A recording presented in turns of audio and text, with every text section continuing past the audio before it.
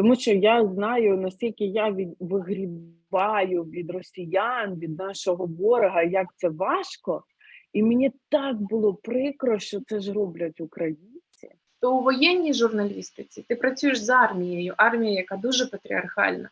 І там чоловічі закони, і чоловічі правила. Вони думають, що мета виправдовує такі засоби.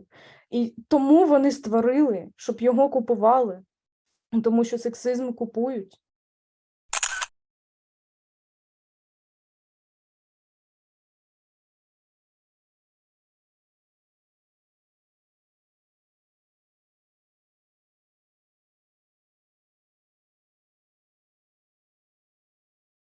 Всім привіт!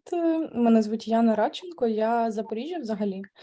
Зараз живу в Києві, але сьогодні я знов в Запоріжжі, тому що я приїхала на новорічні свята до родичів. Я працюю журналісткою і редакторкою стрічки новин у виданні «Змін». Ось вся моя діяльність, вона заснована на правозахисті, на таких темах, як ЛГБТ, права ЛГБТ-людей, права національних, етнічних спільнот і права жінок, відповідно. Привіт, мене звати Ірина Земляна, я медіаекспертка і тренерка з безпеки, і також активістка, і дуже часто активістка в відстоюванні прав жінок. І я одна з тих, хто запустив, не запустив, а просто це була ідея відповіді нашому екс-президенту Петрові Порошенко на фамільярне звертання до журналістки «Дорогенька моя». І ми з Лізою Кузьменко вирішили зробити футболки «Я тобі не дорогенька». І я так само кого Росія вважає, що я вилила буряковий сок на посла Росії у Варшаві під час акції 9 травня, і після того я змушена переховуватись. Мене звати Ірина Сампан, я воєнкорка, журналістка, радіоведуча, і треба виключити Телеграм. Феміністка, так, за що останнім часом я страждаю і лікуюсь від депресії. 8 років я їжджу на війну як військова кореспондентка. Я була колишньою головною редакторкою військового радіо «Армія ФМ», радіо Міністерства оборони. Мала свій проект, потім «Східний фланг», який розповідав про те, що Україна робить для вступу в НАТО. І тепер, після повномасштабки, я їжджу тільки на передову і знімаю там репортажі. От, власне, і все. Я би дуже хотіла почати, мабуть, з найтакого цікавішого і найболючого, повернутися в 24 лютого. А як взагалі ви зустріли війну, як дізналися, що почалась війна, які думки були?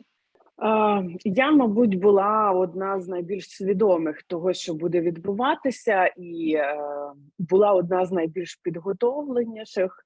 Так, наприклад, я зібрала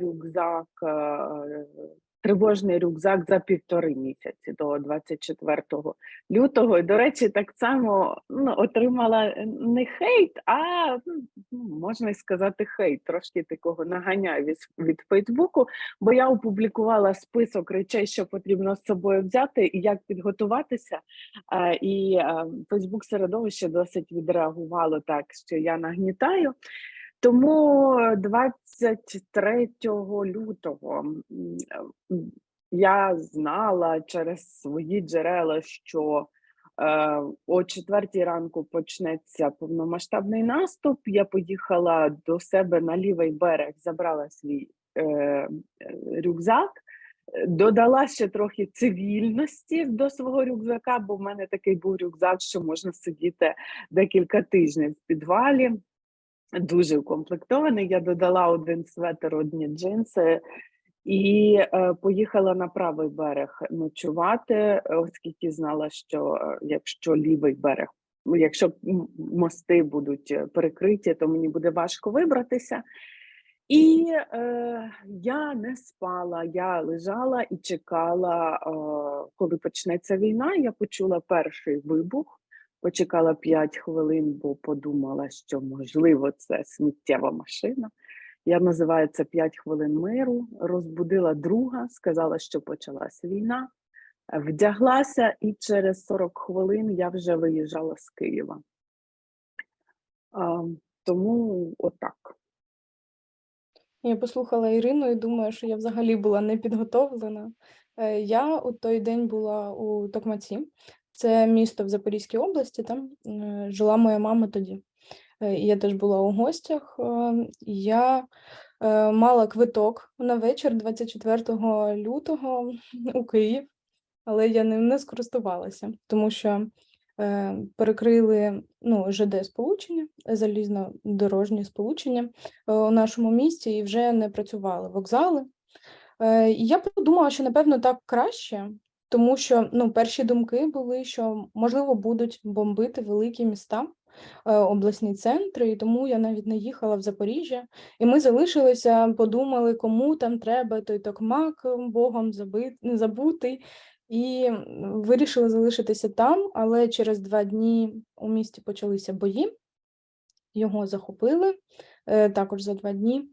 І отак почалося наше життя в окупації, ходили на мирні проукраїнські мітинги, жили у цей час у підвалі, тому що на ніч залишатися у квартирі було лячно, тому ми ночували там.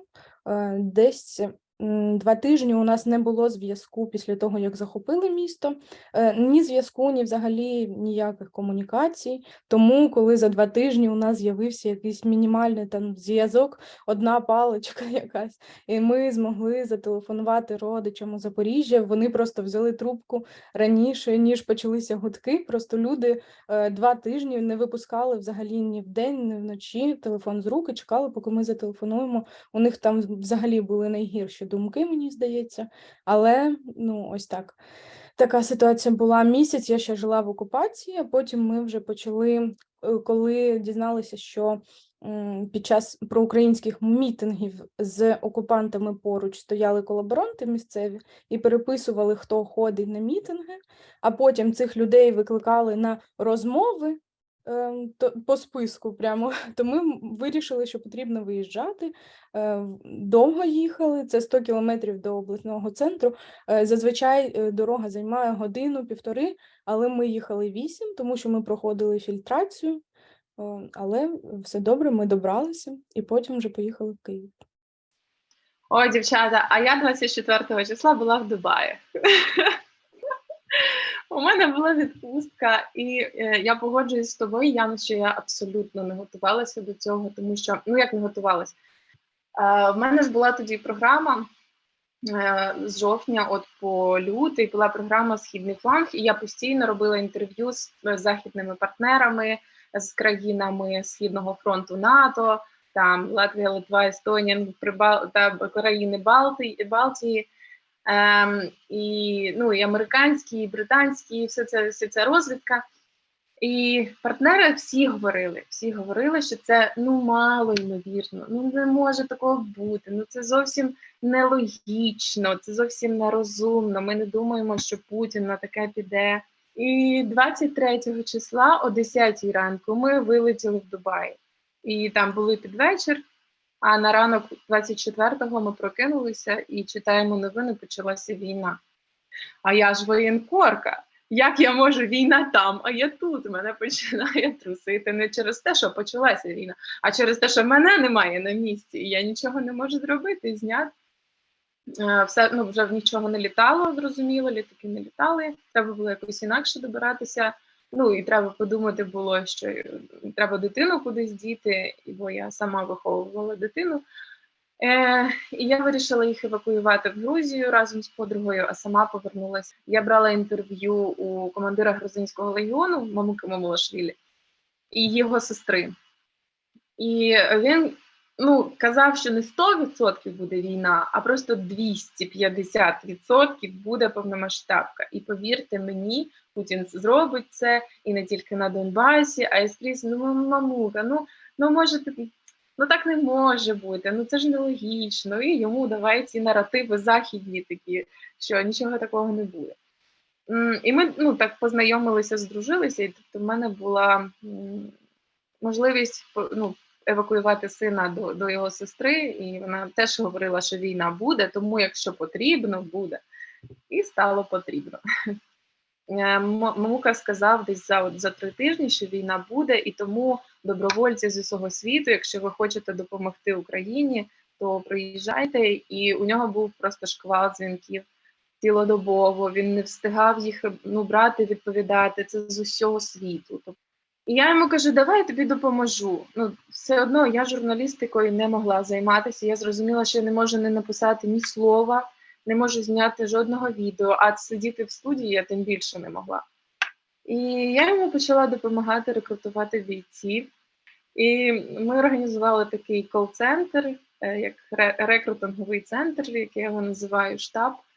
І просто допомагали іноземцям дістатися України. І от тоді, це 3 березня, я повернулася в Україну, я і 9 грузинських бійців перетинали опівночі польсько-український кордон. Дуже багато було історій, і так я оце займалася цим 3,5 місяці. А потім вже перестали до нас їхати іноземці. Ті, хто хотів, приїхав за перші місяці там, і, в принципі, вже не було потреби в тому рекрутинговому центрі. Іноземний легіон укомплектувався, і я вирішила повернутися до журналістики. Як ваша робота змінилася? Можете розказати? Особливо перші місяці. Ви взагалі працювали перші місяці? Моя змінилася повністю, тому що як журналістка я перший місяць взагалі не працювала. Мені здавалося, що от після боїв, у цих 2 дні таких інтенсивних боїв були, коли я думала, що там 10 секунд і вже зараз мене не буде. І отак вони 2 дні, 2 доби промайнули. Зовсім змінилося сприйняття життя, сприйняття своїх якихось цілей. І мені навіть здавалося, що я, якась частина мозку, можливо, завмерла у той момент і не працювала. Я не уявляла собі, як можна писати взагалі щось. От там помирають люди, там бомблять Маріуполь, бомблять великі міста, а я буду сидіти і щось там писати про гендерну рівність чи про якісь ще свої теми. Тому що я сиділа в окупації, у мене це проукраїнські мітинги, це була єдина моя розвага, чим я займалася там в окупації. Але коли ми виїхали, буквально в перший день у мене попросили взяти інтерв'ю, правозахисна організація, а також мені написали зі зміни і попросили написати для них текст про життя в окупації, про евакуацію і так далі. І я от сіла і думаю, як писати, взагалі словниковий запас якось зменшився за цей місяць. Мені здавалося, я деградувала зовсім. Але потім я поспілкувалася з психологинею, і вона сказала, що це норма. І мені вдалося написати цей текст, я його так вимучила, 5 днів десь писала його, але зараз це моя улюблена робота, єдина, яку я написала під псевдонімом, тому що там залишаються мої рідні на окупованій території, і це було ризиковано писати такі речі, які я там висвітлювала, не анонімно, скажімо так. І потім мене запросили працювати редакторкою стрічки новин і журналісткою «Зміні», тому у мене був такий перехід від фрилансу до 24 лютого, і вже в квітні я працюю фултайм. Так, мені дуже близько те, що ти говориш, тому що от в той момент дуже важливо було щось робити руками кудись бігти, про щось домовлятися, якусь допомогу. Я ще вивозила автівки з Європи, мені треба було рухатись, тому що, не знаю, так мій організм реагував на потребу виживання. Для мене журналістика, вибачить мене моя професія, я сподіваюся за цю паузу, але я тоді її, мабуть, якимсь певним чином обезцінила, і мені здавалося, що треба робити щось фізично, так, і допомагати фізично, тому що мої тексти зараз не допоможуть там конкретним бійцям, конкретному підрозділу там і ще так далі. Можливо, це неправильно, тому що потім я, звісно, повернулася до того, що журналістика важлива, і я взагалі помру, якщо не буду робити свою професію. Я не можу без неї жити, це факт. Але тоді от мозок саме так визначив свій шлях виживання і щоб бути потрібною. Ір, як у тебе це було? Я перш за все хочу захистити вас перед вами і сказати, що слухайте, в нас почалася війна. Коли загострюється, аж така трагедія стається, то ми стаємо громадянками. Це нормально, що ми хотіли якнайбільше допомагати. Я так само була дуже активна, і ми спочатку з подругою їхали до її мами у Вінницьку область, і тільки ми туди доїхали за цілий день 24-го, як мені подзвонили із адміністрації президента і сказали, що я в розстрільних списках, тобто в цих списках, які складалися там для того, щоб вбити всіх проукраїнських активістів-активісток, і сказали, що я не в першій черзі, але в другій, і попросили покинути країну, хоча я цього не планувала робити зовсім. Мені так стало страшно, бо я ж тренерка з безпеки, і ми так само викладаємо курс про те, не курс, лекцію про те, що робити в полоні. І я дуже добре знаю, що може бути в полоні з жінками. І я подумала, якщо, не дай Боже, вони візьмуть Київ, тобто все перейде під їхній контроль, і я не зможу навіть покинути країну, тобі немає куди діватися. І я сказала, що ні, ми не зупиняємося ночувати, хоча на мене всі дивилися як на ненормальну. Ми просто прийняли душ і в ніч поїхали. 25 лютого ми вже написали декілька текстів з безпеки про те, як спілкуватися з військовими, як про військові загрози. І тобто практично я це писала в нотатках на телефоні. Моя колежанка Катя Дячук це редагувала, ставила на сайт. Тобто ми розуміли, що треба найбільше інформації тут. Того я це дуже швидко робила. Так само вже 24-го і 25-го мені почали писати журналісти закордонні. Наприклад, один журналіст уже нам передавав, британський журналіст, який зібрав гроші на перші бронежилети в себе в Інстаграмі і вже нам передавав перші бронежилети. Тобто хтось знайшов мене і передав рації. Я навіть не знаю, хто, як він мене знаходив. І от я їхала, я думала, як це переправляти через кордон. І крім того, це були акції протесту. І через там декілька днів ми побачили, що в обхід санкціями через польсько-білоруський кордон йдуть в Росію підсанкційні товари, і ми з моєю подругою Наталкою Панченкою вирішили перекрити польсько-білоруський кордон. І от ми спочатку поїхали на той кордон, і я і Наталка, ми стали з українськими прапорами перед двома машинами, бо там було дві колії. Ми стали з собою, закрили цю дорогу. І от ми стали з цими українськими прапорами перед двома фурами. Я стала перед російською, Наталка перед білоруською, і вони почали їхати. І Наталка така до мене повертається і каже: "Нести, не задавлять". Я така: "Нестю". І ми от стоїмо з виряченими очима, на мене ця російська фура їде, але польська поліція їх зупинила. Ну і так ми стояли там декількома хвилями, тому що перша хвиля нас було дуже мало, буквально там до 10 людей. І найбільша черга з фур була 55 кілометрів. І так Європейська комісія включила перекриття кордону, власне, з ЄС до Білорусі у 5-й пакет санкцій.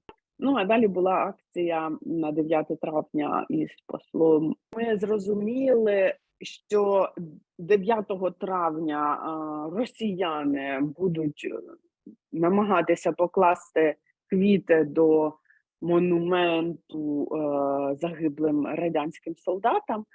І ми зрозуміли, що ми не можемо це так лишити. Деякі відчайдухи з нас вдягнуться все біле, візьмуть по пакети бурякового соку, і коли буде посол іти до монументу, ми просто вийдемо з парку і обільємо себе буряковим соком і впадемо. Це буде як символ того, що всюди, де з'являються росіяни, помирають українці. І тоді ж українці з акції одразу його обступили, а я ж подумала, що ми ж маємо виконати нашу місію, облитися цим буряковим соком. Я прямо підійшла до посла ще з іншими, і ми почали обливати себе цим соком, а з натовпу полетіли ці пакетики прямо в нього.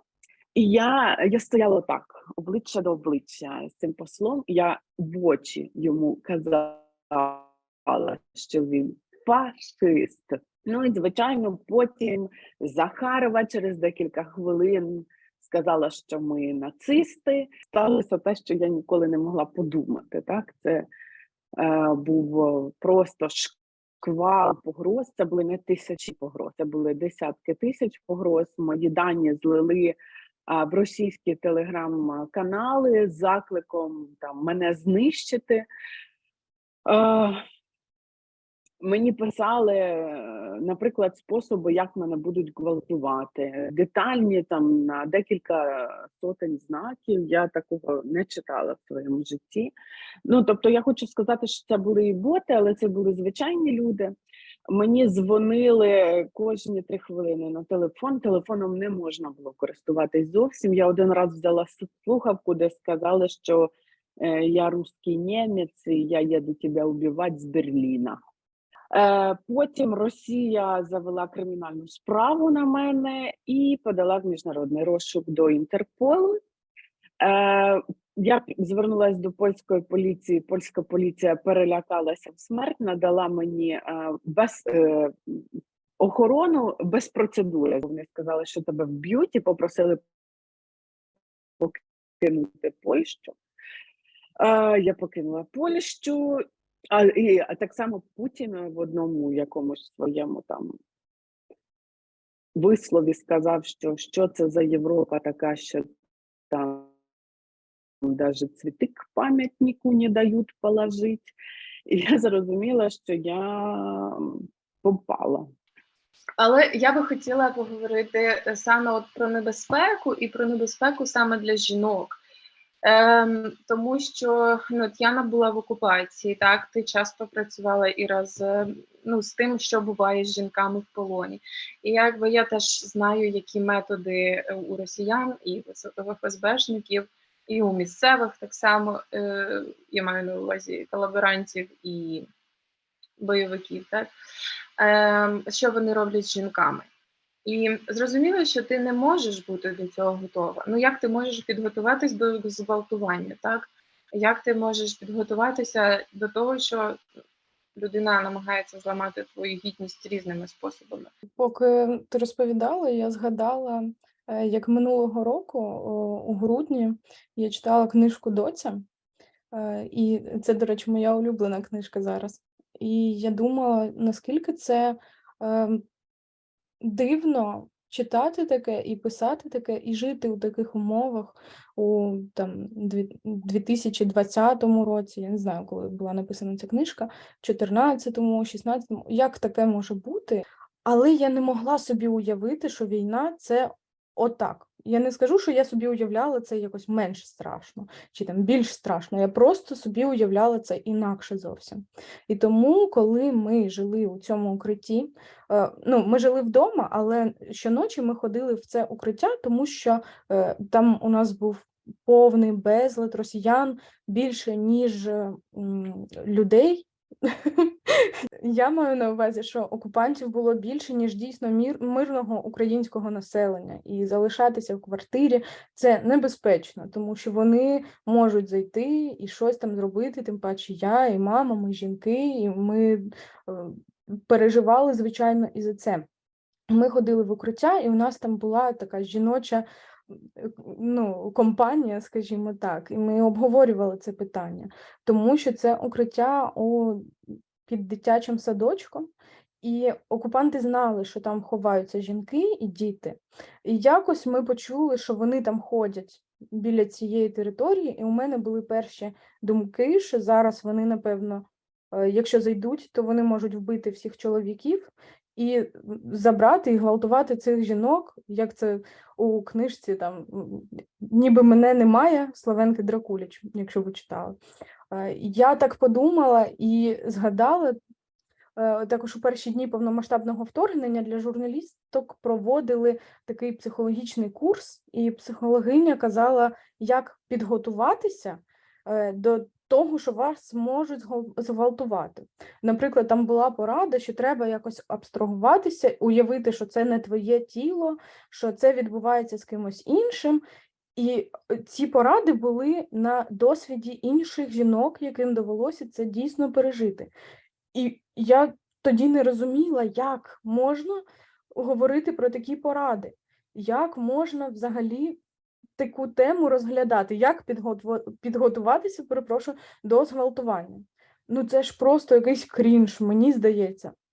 Але коли я опинилася ось там у підвалі, і ми почули, що ходять окупанти, я згадала за півсекунди ці поради. Мені здається, що я вже була готова до всього на світі у цю хвилину. На щастя, вони не зайшли. Але те, що вони знали, що там сидять жінки і діти, це ненормально, так не має бути. І той страх, який ми там пережили, у ці, я не знаю, години, хвилини, я не можу виміряти той час. Це я нікому не побажаю взагалі пережити. Так само і евакуація. Коли ми виїжджали, мені просто всі казали, вдягни максимально щось стрьомне, не мий голову там 3 тижні, не будь взагалі негарною, щоб на тебе ніхто ніколи не подивився. Це не впливає, зовнішній вигляд не впливає, скільки ти там не купалася, це не впливає на них. Тому що ми говоримо не про адекватних людей, ми говоримо про фашистів дійсно. І тут ніякі правила не діють. І я все одно думаю, що підготуватися до цього неможливо, до зґвалтування. І жінки не мають до цього готуватися ніколи в житті. Ніхто не має бути до цього готовий. Коли посипались ці погрози, то найбільше було погроз саме як до жінки. Так? От, наприклад, це повідомлення дуже довге, де були просто детально розписані способи, як мене будуть гвалтувати і що буде робитися з моїм тілом під час цього. Так?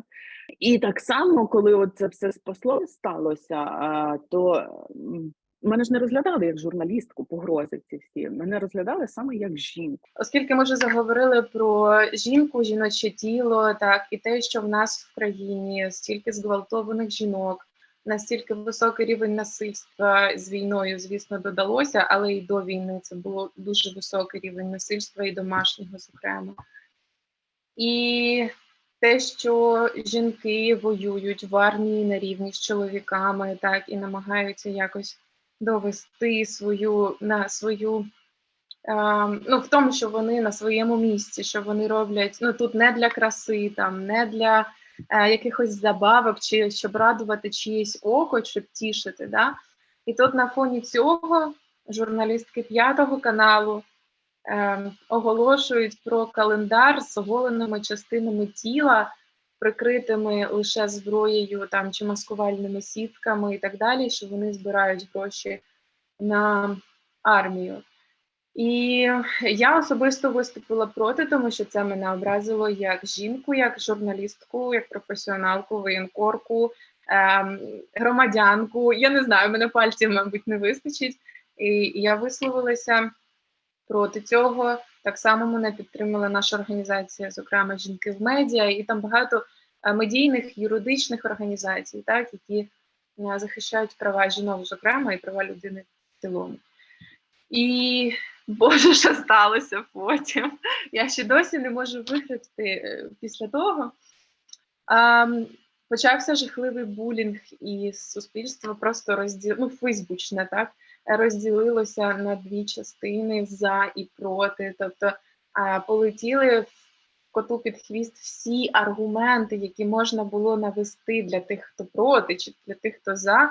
Ми звернулися просто до гендерної уповноваженої з гендерних питань, щоб розібратися в цій ситуації. Тому що ми вважаємо, на даному етапі це некоректно, це дискримінуюче, так, і що це неприпустимо зараз, в цей момент, видавати жіночі тіла і продавати секс. Зараз в країні, в якій йде війна, в якій жінки намагаються хоч десь знайти своє місце під сонцем. На що Мені почали погрожувати, що я зла, тупа, страшна фемка, там недойобана, знаєте, там які проблеми в житті, також як вони будуть мене бити, гвалтувати і так далі. Я хочу сказати, що коли я це читала, я тобі написала свою підтримку, бо я подумала, що просто я знаю, як це. Мені було так прикро, мені прямо ж зараз плакати захотілось, тому що я знаю, наскільки я вигрібаю від росіян, від нашого ворога, як це важко. І мені так було прикро, що це ж роблять українці. До мене прийшло дуже багато жінок і в особисті, і просто під пост різний. Жінок, військовослужбовець, вони мені дякували, вони говорили, що я все правильно роблю, дякую за позицію, що ви про це говорите. Прийшли жінки, які пережили насильство на собі. І я вважаю, що це дуже круто. Так, можливо, ми у меншості, або так здається, що ми у меншості, тому що радикали запустили всі свої там боти, чат-боти, почали шукати моїх колишніх, щоб купити у них нюци мої, яких немає просто. Але все одно почали фотошопити, почали створювати мої сторінки на OnlyFans. До речі, ці наративи з'явилися у російських ЗМІ, що я там главна пропагандистка, проститутка і так далі. Мене ще найбільше вразило, коли генерал Залужний підписав цей календар і прийняв. І я не знаю, як це коментувати. Він писав допис, що не лише в красі сила, нібито намагаючись якось абстрагуватися від цього, віддалитись, але він це зробив. І я його безмежно поважаю, але от я постійно про це думаю, я не знаю, що сказати. Хочу це все списати на війну. І я якось наївно хочу думати, що коли в країні все добре, то ми би не вдавалися до таких принизливих речей. Я, звичайно, трохи наївна в цьому, бо ми ж з тобою, Іро, підписували багато так само публічних заяв з приводу дискримінації жінок в медіа. Ти запитала, чому? Як з'явилася ця ідея створити такий календар? Я не знаю, як вона з'явилася, але коли людям кажуть, такий хейт, таке обурення здійнялося у соцмережах, кажуть відверто, це сексизм, це об'єктивація у вашому календарі. А вони кажуть, ми ж на ЗСУ збираємо, у нас же класна мета. Можливо, вони думають, що мета виправдовує такі засоби. І тому вони створили, щоб його купували. Тому що сексизм купують. Мені здається, вони робили це з огляду саме на це. Тому що вони знали, що це куплять, що за це будуть гроші. Але те, що ці гроші йдуть на ЗСУ, це не виправдання об'єктивації. Питання от до вас, чи має бути саме журналістська етика у поводженні, у подачі себе? Я, як медіаекспертка і тренерка з безпеки, хочу наголосити про доречність. Звичайно, ніхто ніколи не буде прописувати дрес-код для журналісток чи журналістів. Так? Жодна країна, жодне суспільство не може диктувати саме журналісткам, як їм виглядати. Але я хочу сказати про доречність.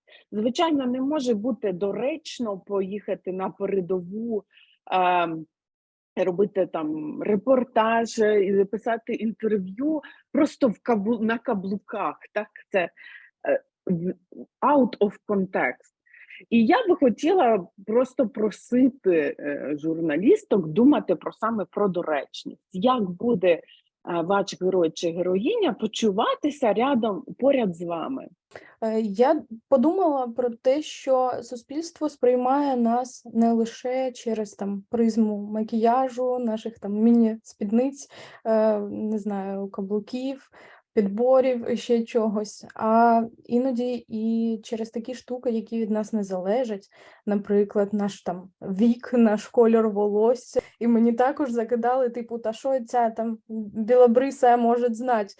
Вона ж білявка, білявки ж такі тупі.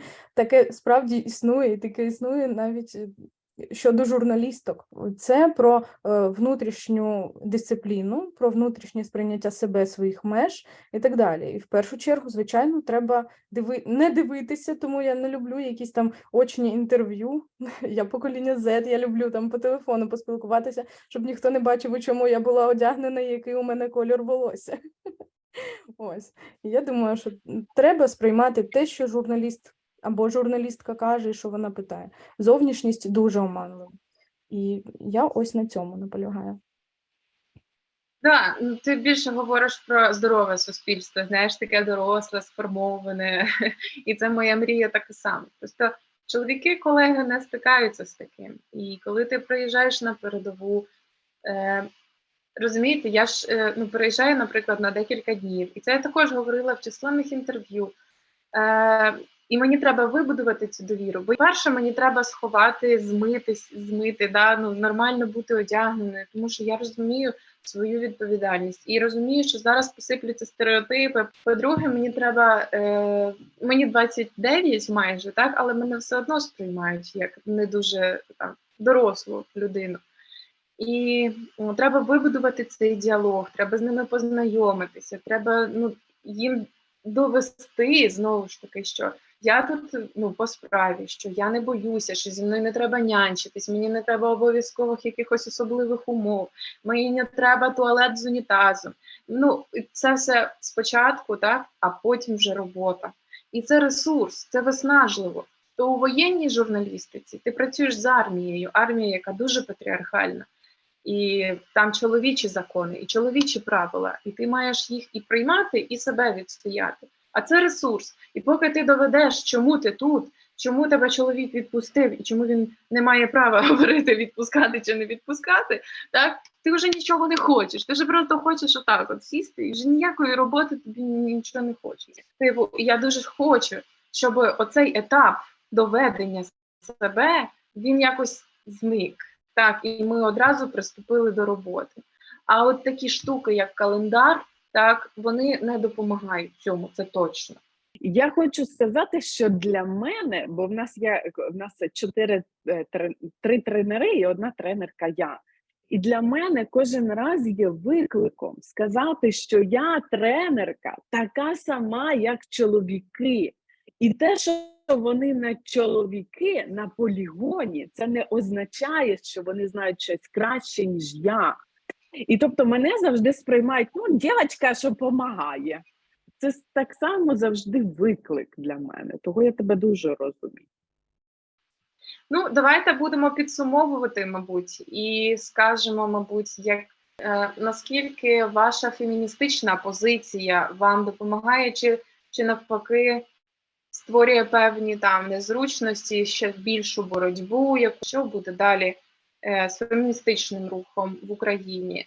Наскільки важко буде будувати якесь профеміністичне суспільство, так, з урахуванням травм війни? Гаразд, почну з того, як мені бути жінкою в журналістиці, враховуючи те, що я працюю в правозахисній організації, на правозахисному сайті. У мене такий колектив, у якому апріорі не може бути якогось там сексизму, дискримінації, тому мені у цьому плані дуже пощастило. Також мене скоріше сприймають не просто як жінку, а за якимось іншими ідентичностями. Наприклад, зараз мене сприймають як внутрішньо переміщену особу, як ЛГБТ-активістку, як феміністку, як журналістку, яка пише про права ромів чи щось таке, а не просто жінка в медіа. Якщо я пишу якісь матеріали і беру коментарі у представників державних органів якихось, то там «щас я з дівчинкою поговорю», а я не дівчинка. Дорогенька моя. Так, і недорогенька. Так, я намагаюся відстоювати свої кордони і одразу казати, що я тут не дівчинка. Я прийшла не поговорити, а взяти у вас коментар. Ось у цьому сенсі треба доробляти. І переходячи вже на друге питання, я б хотіла сказати, як буде у майбутньому. Не знаю, як буде, точно не знаю, але впевнена, що дуже вплинуть ці закони, які зараз розробляють для євроінтеграції, зокрема, закон про медіа, тому що він настільки широко планний, не знаю, дуже розгорнутий, дуже розлогий, і у ньому як методичка, просто відкриваєш, як треба писати. І там і про мову ворожнечі щодо соги, і про те, як не треба робити, і про порушення, ну і про все. Він дуже класний, і я щиро сподіваюся, що це буде не просто написана якась гарна там штучка, а що це дійсно буде річ, якою можна практично користуватися. І якщо нею будуть практично, якщо вона матиме практичне застосування, то вже половина роботи зроблена, мені так здається. І нам буде працювати як журналісткам значно легше. Я оптимістка. Спочатку ми переможемо, а потім, взагалі, я не відчуваю собі там значних перешкод в твоїй роботі, так, колектив в мене прекрасний, звичайно, про це не може бути мова. Середовище журналістське, в принципі, так само прекрасне, і я впевнена, що ми вже бачимо зміни в тому, як ставляться до жінок. Так, ми знаємо випадок вибачення Олександра Корнієнка за корабельну сосну. Так, це був з другої спроби вибачення, але друге вибачення вдалося, і воно дійсно було хорошим. Так, і ми бачимо вже інші випадки. Це позитивні зміни. Чи могли ми думати в часи, наприклад, Януковича, який заявляв, що коли прийде весна, і українські жінки почнуть роздягатися, так? Тобто, чи могли ми думати тоді такий флешмоб, як «я тобі не роздягатися», наприклад, так? Як це було до Порошенка. Тому зміни, безперечно, позитивні. Я впевнена, що попри патріархальність армії, чоловіки воюють за кращу Україну. І чоловіки, і жінки, але саме ми говоримо підтримувати рівне суспільство. Тому я оптимістка, але, звичайно, мабуть, зміни будуть відбуватися не так швидко, але ми ж з вами поможемо. Як я це бачу, я, мабуть, так довго працюю з армією, що я не така оптимістка, як ти, але я вірю в це. Да, звісно, я погоджуюсь з тобою, що ми не могли уявити декілька років тому, що це можливо, що можливі якісь зміни, але я точно знаю, що треба це робити, треба протестувати, треба помічати всі ці гендерні моменти, так, чутливі. І, звісно, це залежить від освіти, тому що коли ми, наприклад, опитуємо жінок, у нас тут було дослідження жінок в медіа, там було опитування, там чи стикалися ви з гендерною дискримінацією, і скільки там, половина, 50/50 якраз було.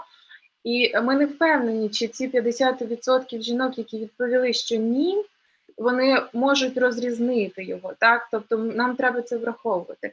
Звісно, всі ці скандали про календарі і обговорення взагалі ролі жіночого тіла, я впевнена, що вони все одно якось відкладуться, і наступний раз, якщо хтось захоче це зробити, він подумає все-таки, що можливо щось з цим не так, і треба щось інше придумати.